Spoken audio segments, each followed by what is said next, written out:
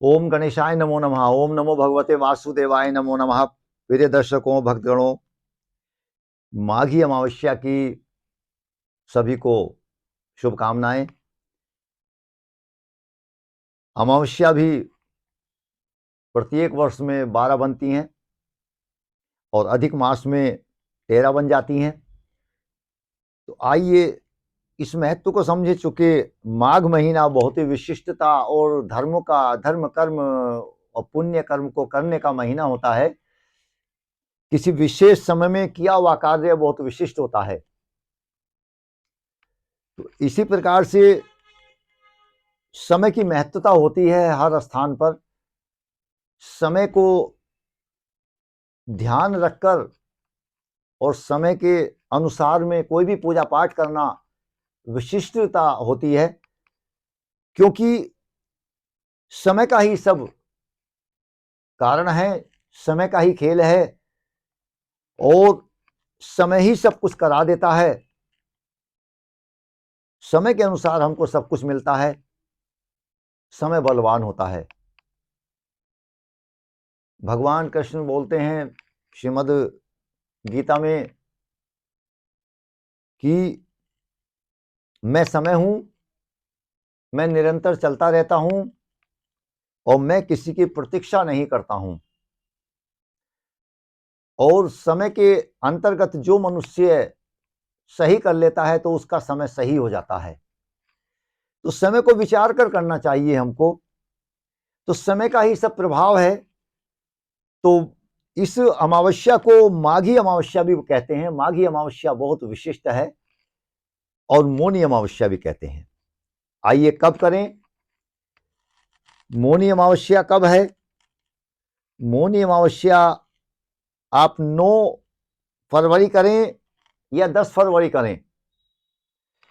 तो आइए इस बात को स्पष्ट करते हैं। मौनी अमावस्या 9 फरवरी दिन शुक्रवार को है। ये बहुत विशिष्टता लिए हुए है, वर्ष की एक विशिष्ट होती है। अच्छा, ऐसे भी पर्व हम लोगों के यहाँ पर हैं कि आप खूब बोलेंगे, कोई रोकेगा नहीं।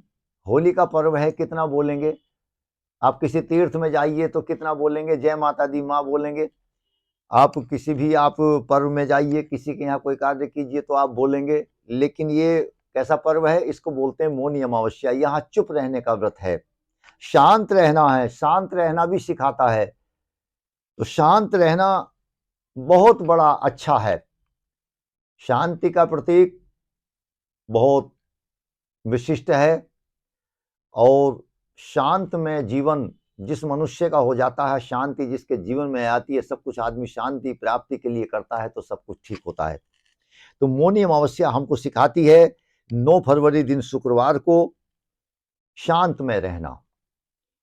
इस दिन शांत रहकर स्नान करें। भगवान का लोग स्नान करते करते, कई बार क्या है कि आदमी को जब ठंड लगती है ना, जल डालता है तो कुछ ना कुछ बोलता है। ठंड से कांपेगा तो कुछ बोलेगा। अच्छे लोग जो है भगवान के, जो भजनानंदी लोग होते हैं, तो भगवान का भजन करते हैं स्नान करते करते। लेकिन इस अमावस्या में जब आप स्नान करें तो आपको शांत रह के स्नान करना है। मन के अंदर में भगवान का ध्यान करना है।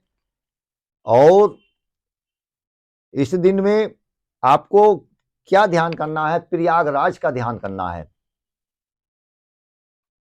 क्योंकि प्रयागराज में स्नान का इस मौनी मावस का बहुत विशेष महत्व है। किसी तीर्थ में महत्व है, गंगा में महत्व है, अनेक सरोवर में महत्व है, अनेक तीर्थों के स्नान में, प्रयागराज में, दूसरी नदियों में, अलकनंदा में, मंदाकिनी में, गोदावरी में, गोमती में, गंडकी में, क्षिप्रा में, नर्मदा में, कृष्णा में, तुंगभद्रा में, सबका महत्व है, अपना अपना है। तो क्योंकि प्रयागराज में तीनों महानदियां एक जगह आकर संगम करती हैं, इसलिए, क्योंकि प्रयागराज है, तीर्थराज कहा जाता है प्रयागराज को।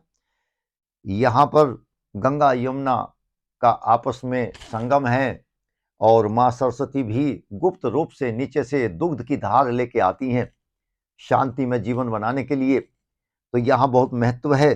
तो शांत रह के आप स्नान करेंगे और किसी हो सकता है तो किसी आप तीर्थ में चले जाएं, हरिद्वार चले जाएं या प्रयागराज चले जाएं, जो आपके समीप जो भी तीर्थ हो, गंगा स्नान का तीर्थ हो या घाट हो, वहां आप जाके स्नान करें।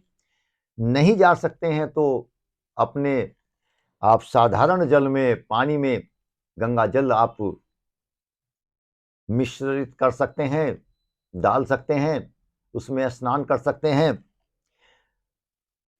कारण क्या है, क्योंकि अब आपको बता देते हैं कि इसका समय क्या है। मौनी अमावस्या 9 फरवरी शुक्रवार को 2024 में प्रातः 8:02 पर लग रही है। तो आप इसलिए 9 फरवरी में मौनी अमावस्या करेंगे। और 10 फरवरी को 4:28 पे प्रातः समाप्त हो जाएगी ये तिथि। बहुत अच्छी है। इस दिन की पूजा की हुई आर्थिक, मानसिक, शारीरिक पीड़ा से मुक्ति दिलाती है। शरीर के जो रोग दोष होते हैं उनको विनाश करती है। जो हमारे दुष्ग्रह होते हैं उसको समाप्त करती है। और नदी के स्नान का इसमें बहुत अधिक महत्व है। मौन रह के जो भी कार्य करना है इसमें आपको दान करना है। देखिए, फिर वही विषय है, इस महीने के अंदर में तिल के दान का बहुत महत्व है। वस्त्र का, तिल के दान का, पात्र का, अन्न का, जल का, घृत का, चावल का, खिचड़ी का, मिष्टान का, दधी का, शंख का, इसमें बहुत महत्व है। शंख का, मिश्री का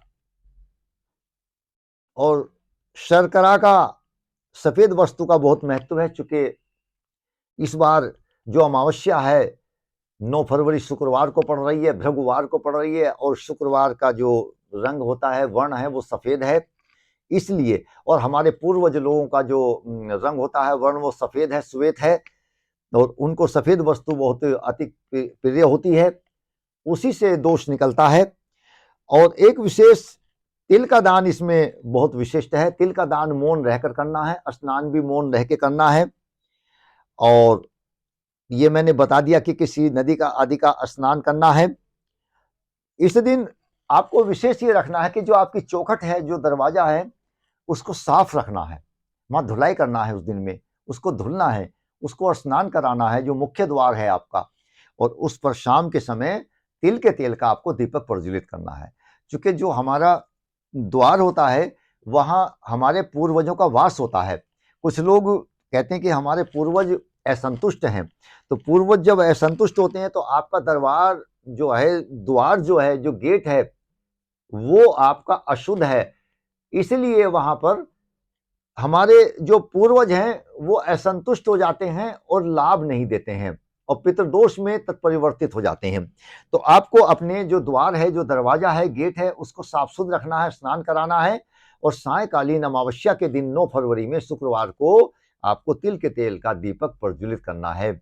और एक ध्यान रखना है विशेष, कुछ लोग क्या करते हैं कि घर के दरवाजे पर जो बत्ती लगाते हैं वो खड़ी बत्ती लगाते हैं। ये नहीं होना चाहिए। पितरों के लिए जो बत्ती है वो दक्षिण दिशा को करके लंबी बत्ती प्रज्वलित की जाती है। खड़ी बत्ती का इसमें पूर्वजों को अशुद्ध है। क्योंकि दक्षिण दिशा में हमारे पूर्वजों का वास है। दक्षिण दिशा को मुंह करके उस दीपक को आप प्रज्वलित करेंगे, जिसका पूर्वज लोग सभी प्रसन्न हो जाते हैं।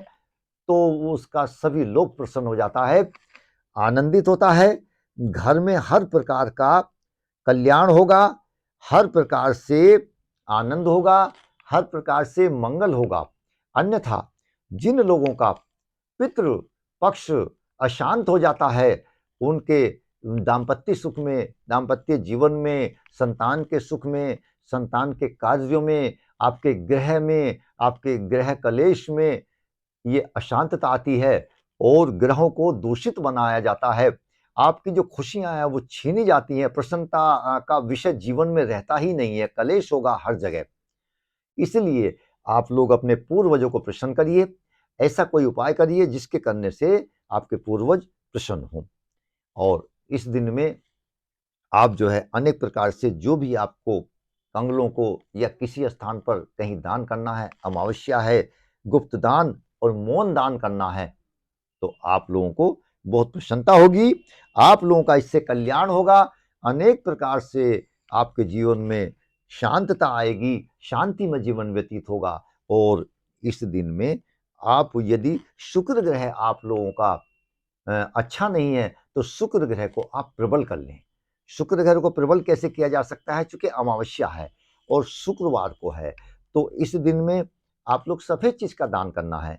चींटियों को आटा मिलाकर और उसमें बोरा मिलाकर आपको कहीं डालना है, ताकि चींटियां उसको भक्षण कर जाएं, उसको ग्रहण करें, खा लें उसको। इस प्रकार का कार्य कीजिए, आप लोगों के पूर्वज प्रसन्न होंगे।